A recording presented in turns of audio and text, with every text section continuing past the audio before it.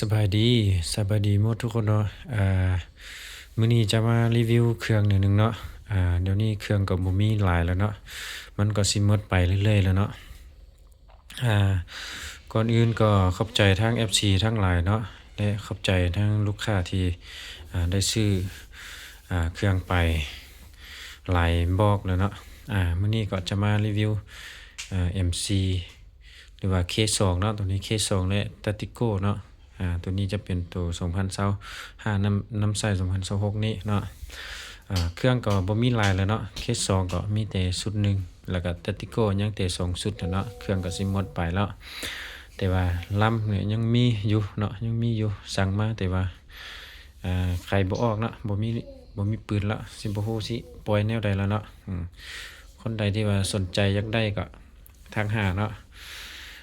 เครื่องเขาเดี๋ยวนี้เขามีซุปเทปให้ตัวนี้จะเป็นตัวน้อยเนาะ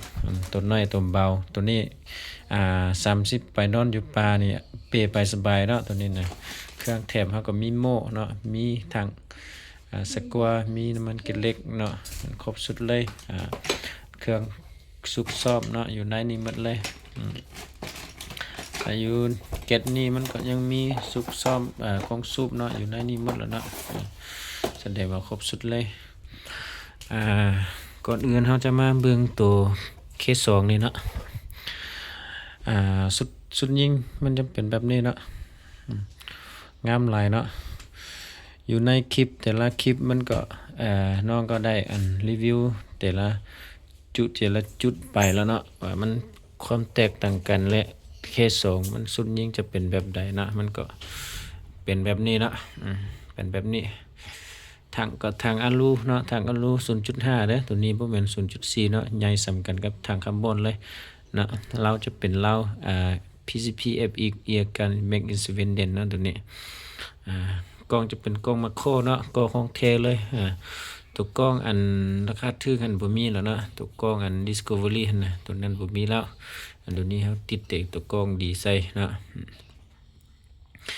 แล้วถ่ายก็พับได้เนาะบอกได้ไทยก็พับได้คือกันตัวนี้โม่มัน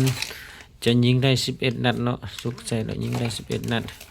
วาล์วจะเป็นวาล์วแบบในเด้อวาล์วแบบในสีดำเรียบเลยใครที่มักเป็นสีดำก็จัดให้แล้วเนาะราคาก็รวมกันเองเนาะมันจะถึกอยู่7ล้านไปตัวนึงเนาะตัวนี้เอาก็ยังรุดได้อยู่เนาะเพราะว่าสิใส่ถังคาร์บอนเพราะค่าก็ยังมีอยู่เด้อเคส2ใส่ถังคาร์บอนราคาจะอยู่ใน8ล้านปลายเท่านั้นมันจะถึกอยู่8ล้านปลายเท่สนใจก็ถามได้เนาะต่อมาเนาะจะมารีวิวตัวนี้ของเท่เด้อของเท่ตัวนี้ทางจะเป็นทางคาร์บอนรุ่นออกใหม่ตัวนี้นะลายจะเป็นลายแบบนี้เนาะ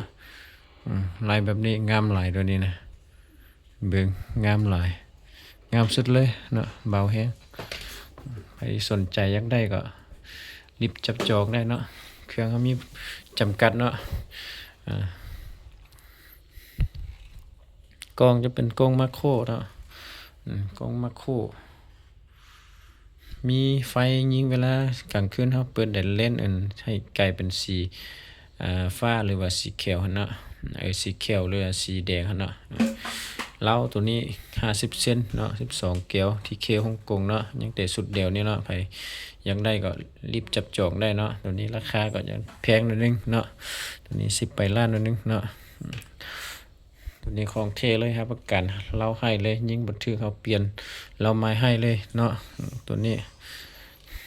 ไทยพับได้คือกันเนาะตัวนี้แต่ติโก้รุ่นนี้เป็นรุ่นเขานิยมหลายที่สุดแล้วเนาะปืนน่าจะเป็นรุ่นที่แบบปัญญาล้มที่สุดแล้วยิงก็ถึกดีเนาะสนใจก็ทักได้เนาะเครื่องก็บ่มีหลายแล้วหมดแล้วเนาะเพราะว่าเดี๋ยวนี้การตลาดก็ขาดเนาะเฮาสั่งมาก็บ่ได้แล้วเนาะไผไว้ไผได้เนาะเครื่องนะมันก็สิหมดไปเรื่อยๆแล้วมีเดียวแล้วนั้นเนาะใครสนใจก็ทักหาเลยเด้อเบอร์โทรศัพท์คือ9177เนาะ6197เนาะใครที่ยังได้แบบใดก็จัดให้เนาะถังคาร์บอนแบบนี้มันมีน้อยเนาะก็สั่งได้ โคตรงามเลยทางคาร์บอนแบบนี้นะเนาะ 0.5 เนาะ 0.5 เว้าจะเป็นเว้าแบบไหนเนาะย้ำอีกทีหนึงเนาะเว้าสุดยิงมันจะต่างเนาะเคส2สุดยิงจะสุดตัดสุดต่อแบบนี้เนาะตัวนี้จะเป็นสุดตรงเลยเนาะสนใจรุ่นใดก็ถามได้เนาะเครื่องเขามีเก็บไปทางให้เนาะบ่ว่าอยู่แขวงใดเนาะสามารถโทรร่วมกันได้เนาะว่าสิฟังแบบใดเนาะจึงฮอดเนาะ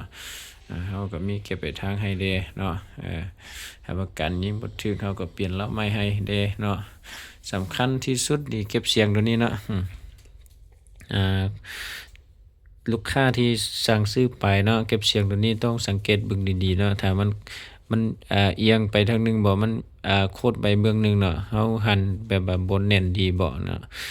มันอาจจะยิงบ่ถึกเนาะพยายามแยงให้มันซื่อๆก่อนเฮาจะติดกล้องใส่เนาะแล้วเวลาเฮายิงมันจึงถึกเนาะเพราะว่าเฮายิงน่ะมันจะถ้ามันบ่ซื่อเนาะมันจะมาดัดเก็บเสียงเนาะจะเฮ็ดให้ลูกเฮายิงเป้าบ่ถึกเนาะเฮาสิตั้งกล้องแบบใดมันก็ยิงบ่ถึกเนาะเท่านี้ดังนั้นเนาะสนใจแบบใดก็ทักหาเลยเนาะ